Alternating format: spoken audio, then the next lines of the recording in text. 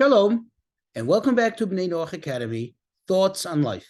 Please remember to hit the like button, to subscribe, and most importantly, to share this insight and inspiration with friends and family.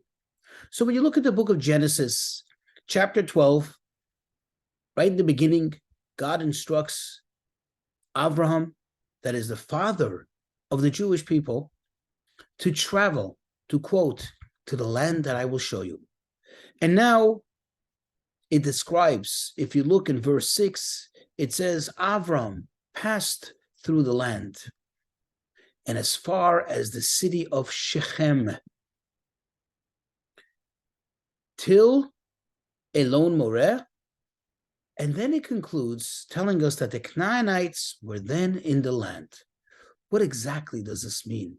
Why is he telling us the Canaanites in the land? We know that the Torah is not a book of history. The Torah is not just about telling us interesting facts or historical facts. The Torah is about teaching us something. What is it that is behind this statement? What is it that the Torah wants us to know? Well, make a little quick fast forward to chapter 13, verse 7.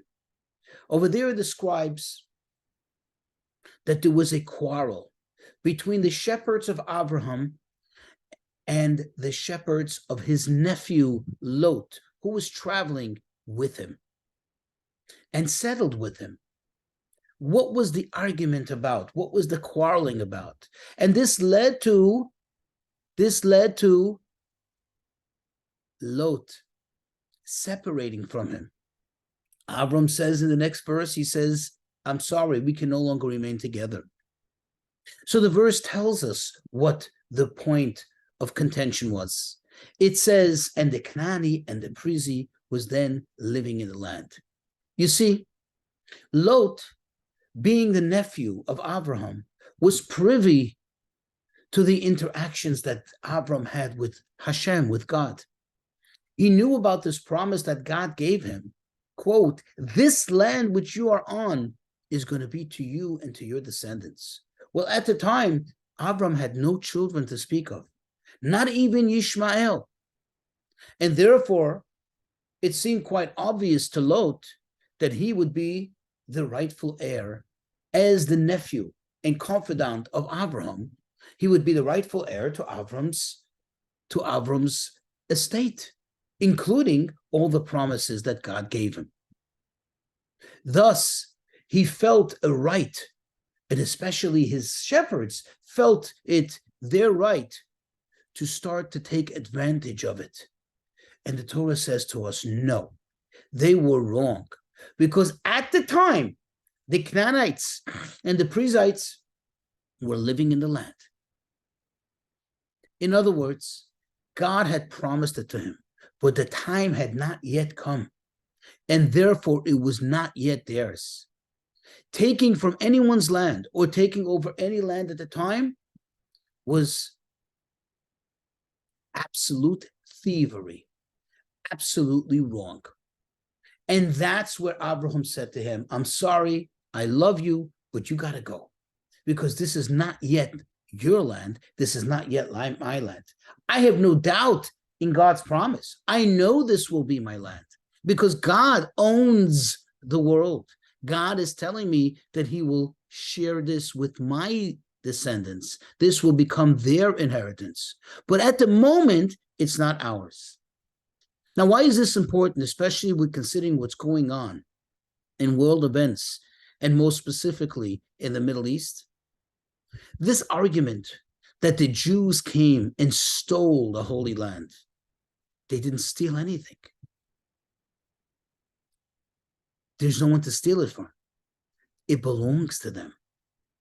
Anybody who was there, and just as a parenthetical caveat, we all know that if there's any nation in the world that allows even people that are sworn enemies of it to live in their midst, it's the Israelis, it's the Jews.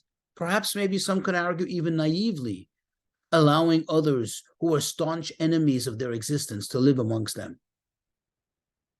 But the fact is, this land was given to Avrohom thousands of years ago. However, he did not touch the land, even though he had been promised the land, until it was the time when God, Hashem, the creator of the universe, the owner of all real estate in the entire universe, till such time that he said, now you have the green light. Now is the go-ahead. Now you take it over. So this argument needs to be settled once and for all. This land belongs to God. God allocated it to the Jewish people. And no one else has a right over it. Period. There's nothing more to it. There's nothing less to it. And this needs to be respected for the benefit of everyone.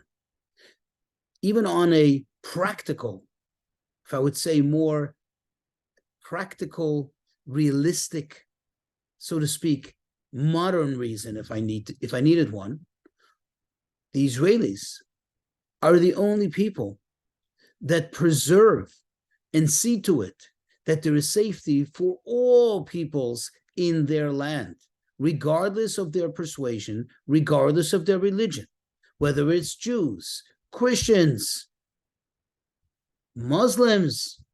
Everybody is respected and everybody is revered and everybody's provided protection, so long that they do not pose a threat.